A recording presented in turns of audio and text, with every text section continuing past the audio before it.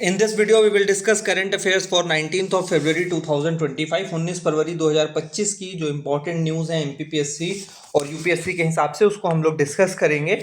तो सबसे पहले आज जो है महाराज शिवाजी महाराज की बर्थ एनिवर्सरी है, ठीक है। तो शिवाजी महाराज के बारे में हम थोड़ा सा देख लेते हैं। वैसे डिटेल में इसके बारे में हम वीडियो मराठा जब हिस्ट्री पढ़ेंगे तब देखेंगे। और शिवाजी महाराज का जन्म जो है वो 19 ऑफ फरवरी 1630 को हुआ था। और कहाँ पर हुआ था? शिवनेरी फोर्ट में हुआ था, ठीक है। तो ये ध्यान रखिएगा, शिवनेरी फोर्ट में शाहजी भोसले और उनकी माता जी का नाम था जीजाबाई, तो उनके घर में जन्म हुआ था शिवाजी महाराज का। और शिवाजी महाराज का जो कोरोनेशन है वो 1674 में हुआ था, वो किंग बने थे 1674 में। तो ये एक मतलब नॉर्मल सी न्यूज़ है शिवाजी महाराज से रिलेटेड।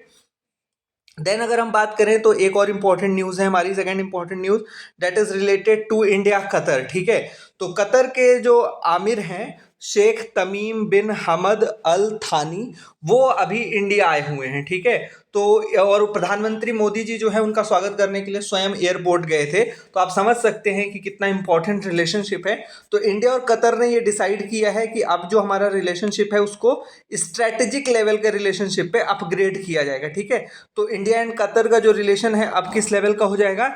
स्ट्रैटेजिक पार्टनरशिप के लेवल का हो जाएगा। तो इस चीज़ को हम लोग यहाँ पर ध्यान रखेंगे। इसके बाद जो हमारी एक और इम्पॉर्टेंट न्यूज़ है दैट इज रिलेटेड टू समग्र शिक्षा स्कीम, और ये आपसे एमपीपीएससी में मेंस 2 का इंपॉर्टेंट टॉपिक है, समग्र शिक्षा स्कीम, ठीक है। ये कब लॉन्च किया गया था? 2018 में लॉन्च किया गया है। और इसके अंदर 3 जो पहले से चल रही स्कीम्स थी उनको सबस्यूम किया गया है, ठीक है, या उनको इनकॉर्पोरेट किया गया है। तो कौन सी वो 3 स्कीम थी? सर्व शिक्षा अभियान, राष्ट्रीय माध्यमिक शिक्षा अभियान एंड टीचर्स एजुकेशन। इन तीनों को मिला करके जो है 2018 में एक नई स्कीम लॉन्च की गई। वो कौन सी थी? समग्र शिक्षा स्कीम। तो आपसे प्रीलिम्स में पूछा जा सकता है कि समग्र शिक्षा स्कीम कब आई? तो 2018 में आई, 2018 में। और इसके अंदर कौन सी 3 स्कीम्स हैं? तो सर्व शिक्षा अभियान, राष्ट्रीय माध्यमिक शिक्षा अभियान एंड टीचर्स एजुकेशन, ठीक है। अब इसका जो है वो एम्स क्या क्या है सर्व शिक्षा स्कीम के, समग्र शिक्षा स्कीम के? सबसे पहला है स्टेट्स और यूनियन टेरिटरीज को हेल्प करना in implementing national education policy, ठीक है। तो जो नेशनल एजुकेशन पॉलिसी 2020 है उसको इम्प्लीमेंट करने में मदद करना। सेकंड क्या है? To support states in implementing right to free and compulsory education, जो आरटीई एक्ट है हमारा 2009 का, उसको इम्प्लीमेंट करने में स्टेट्स और यूनियन टेरिटरीज की मदद करना। इसके अलावा जो फोकस है वो है early childhood care and education पे, emphasis on foundational literacy and numeracy, provision of quality education and enhancing learning outcome of students and bridging social and gender gaps in school education। तो ये सारे हमारे objectives हैं समग्र शिक्षा scheme के, ठीक है। इसके बाद जो हमारी नेक्स्ट स्कीम है that is soil health card scheme, ठीक है। सॉयल हेल्थ कार्ड स्कीम आज हम क्यों पढ़ रहे हैं? क्योंकि सॉयल हेल्थ कार्ड स्कीम के जो हैं वो 10 साल पूरे हो गए हैं, ठीक है। ये कब लॉन्च की गई थी? यहाँ पर गलती से 2025 लिखा हुआ है, इट वॉज लॉन्च्ड इन 2015, ठीक है। तो 19 फरवरी 2015 को सूरतगढ़ राजस्थान से जो है इसको लॉन्च किया गया था, सॉयल हेल्थ कार्ड स्कीम को। और इसका एम क्या है? इसका एम है to assist state governments to issue soil health cards, ठीक है। तो स्टेट गवर्नमेंट्स जो है वो अपने किसानों को सॉयल हेल्थ कार्ड दें, उसके लिए स्कीम लाई गई थी। और सॉयल हेल्थ कार्ड में होता क्या है इसको देख लेते हैं। Soil health card provides information to farmers on nutrient status of their soil along with recommendations on appropriate doses of nutrients to be applied for improving soil health and its fertility, ठीक है। तो किसानों को ये बताया जाता है कि आपकी सॉयल में किन न्यूट्रिएंट्स की कमी है और उनको कैसे आप किन न्यूट्रिएंट्स को डाल करके आप अपने सॉयल की फर्टिलिटी और हेल्थ को इंप्रूव कर सकते हैं, ठीक है। इसके अंतर्गत बेसिकली जो है वो 12 पैरामीटर्स पे सॉयल को टेस्ट किया जाता है। तो वो 12 पैरामीटर्स हम देख लेते हैं। 4 macro nutrients, NPKs, N for nitrogen, P for phosphorus, K for potassium and S for sulphur. तो NPKs ये 4 मैक्रो न्यूट्रिएंट्स हैं।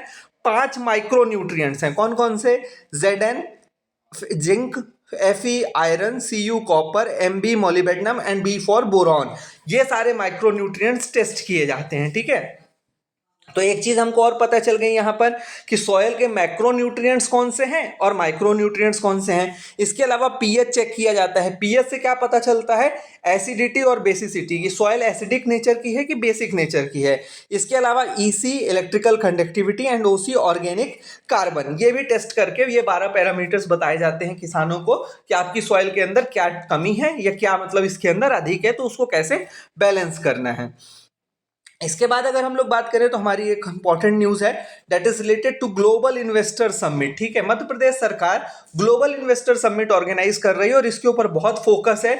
नेक्स्ट ईयर आपको इस पे क्वेश्चन जरूर मिलेगा प्रीलिम्स में, तो हम अभी से ध्यान रखेंगे ग्लोबल इन्वेस्टर समिट जो है वो कहां पर होनी है, भोपाल में होनी है। कब से कब तक होनी है, 24 to 25 ऑफ फरवरी 2025। और ये पहली बार है जब ग्लोबल इन्वेस्टर समिट इंदौर से बाहर हटके भोपाल में हो रहा है। ठीक है, तो अभी तक जितने भी हमारे इन्वेस्टर समिट होते थे वो कहां होते थे, इंदौर में होते थे। इंदौर को जो है मध्य प्रदेश की कॉमर्शियल कैपिटल या औद्योगिक राजधानी भी कहा जाता है, पर अभी मुख्यमंत्री जब से मोहन यादव जी हुए हैं तो उन्होंने इसको भोपाल शिफ्ट करने की कोशिश की है। एक चीज ये ध्यान रखेंगे। इसके अलावा अभी जो है क्योंकि अब 2025 को मध्य प्रदेश गवर्नमेंट ने उद्योग वर्ष भी घोषित किया है। ठीक है, तो अब इसको लेकर के बहुत सारी पॉलिसीज बन रही हैं। तो मध्य प्रदेश सेमीकंडक्टर पॉलिसी भी इस साल आई है, तो ये भी 2025 में आई है। इस चीज को आप लोग ध्यान रखिएगा, एमपी सेमीकंडक्टर पॉलिसी इन 2025।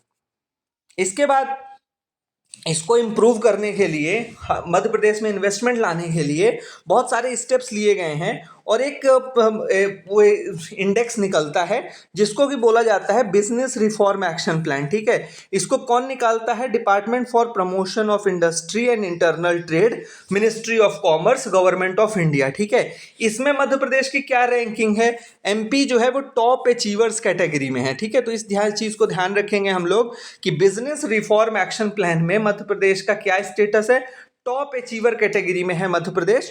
और ये कब से निकाला जा रहा है बिजनेस रिफॉर्म एक्शन प्लान, 2014 से। ठीक है, तो इस चीज को हम लोग याद रखेंगे। तो ये थी आज की सारी important news. Thank you and have a nice day.